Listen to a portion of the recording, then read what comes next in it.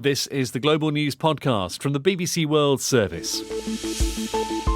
I'm Andrew Peach, and in the early hours of Monday the 21st of June, these are our main stories. Delegates at talks in Vienna on Iran's nuclear programme say they've made progress, but there are still gaps between the two sides. The Belgian authorities have confirmed a body found in woodland is that of a missing soldier who threatened to kill the country's top virologist. The South African authorities say stones that prompted a diamond rush have turned out to be quartz crystals. Also in this podcast, the plight of the Dalmatian pelican, one of the world's largest freshwater birds, the return of the mosh pit in the UK, and dancing really does have this key purpose in our lives. It is a moment of social cohesion when you can see several generations of the same family dancing together. What will a ban on dancing mean for weddings in England? Delegates at international talks in Vienna on Iran's nuclear programme say they've made progress. Iran's chief nuclear negotiator, Abbas Araghchi, says Tehran and the six world powers involved have moved closer to reviving the 2015 nuclear deal from which President Trump withdrew. But he told Iranian state television that distance remained and bridging the gap wouldn't be easy. Today is the last day for this round of negotiations, and we have had a very busy day of work. And now we are in a position where we think all these documents are almost ready. I think it is time for the parties to make decisions, because the course is well set for a possible agreement to determine what is or is not possible. Enrique Mora is the EU's negotiator. We are closer to a deal, but we are not still there. We are closer than we were 1 week ago, but we are not still there. We have made progress on a number of technical issues. So my expectation as coordinator, representative of the High Representative Josep Borrell, the coordinator, that in the next round, delegations will come back from capitals with clearer instructions to finally close the deal. Iran denies having a nuclear weapons programme, but is currently processing uranium at the highest level ever.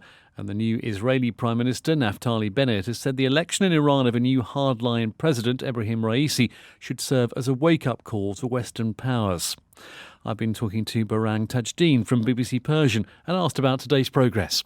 Iran's chief negotiator, Abbas Araghchi, who is the deputy foreign minister, said that the two sides have agreed on a text of an agreement, which means that now diplomats have to take it back to their own countries so a decision can be made.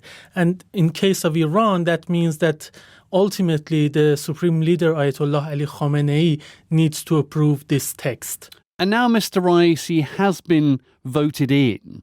Does that make Iran keener to get the deal, to get back to 2015, or a bit less keen, do you think?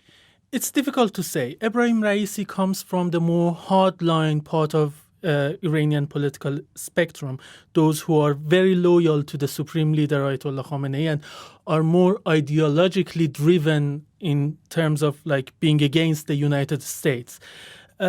These are people who were against the original nuclear deal, the so-called JCPOA that was agreed some 6 years ago, and they were skeptic that the U.S. may not keep its end of bargain. And they kind of said when 3 years ago the U.S. President Donald Trump decided to pull out of the deal, they said, did you see, we were right. But Mr. Raisi, during the presidential elections, has suggested that he wants the sanctions to be lifted. But the thing is, right now, Iran's economy is in a dire situation. It's difficult to exaggerate that.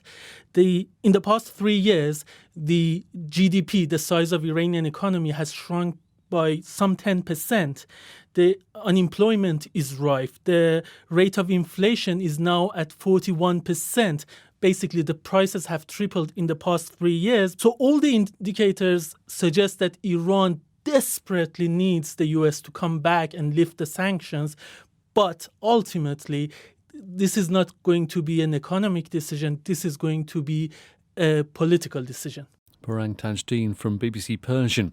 For over a month, Belgium has been gripped by a search for a former soldier who went missing with a stash of weapons. Threats made by Jurgen Konings led to one of the country's leading virologists being threatened. He and his family went into hiding. Now, according to the Belgian Defence Ministry, Corporal Konings is dead. Jonathan Savage reports. The 46-year-old's body was found in the woods in Dilserbos near the Dutch border in eastern Belgium. The discovery brought an end to a manhunt that began on the 17th of May when Jurgen Konings left his home with a trove of stolen weapons that included anti-tank rockets and a submachine gun. He left behind a note condemning politicians and scientists for sowing hatred and frustration during the pandemic. Although hundreds of police and army personnel were drafted into the search, it was the mayor of the nearby town of Maaseik, Johan Tollenaar, who detected the corpse while out cycling with friends. I recognised the smell because a year ago there was some digging in a graveyard and I was nearby, and I recognised that specific smell. I have a very good sense of smell. I immediately thought it could be Jurgen Konings. We wrote down the coordinates and I informed the police. I didn't conduct a search myself. It would be better for a forensic search that someone else approached the body. The police confirmed that they found the body about 10 to 15 metres from the location I had indicated. The news will come as a huge relief to one family in particular. Mark van Ranst gained a significant public profile as a senior virologist leading Belgium's response to the coronavirus pandemic. He'd become a target for conspiracy theorists and COVID skeptics, including Jurgen Konings, who staked out the professor's home. The family were moved to a secret location for their own safety. A few weeks ago, Professor van Ranst told the BBC how the situation affected them. The threat was very real. I mean, the soldier, heavily armed, or I should say the ex-soldier, was for 3 hours in my street before my house waiting for me to arrive for the first time in 16 months.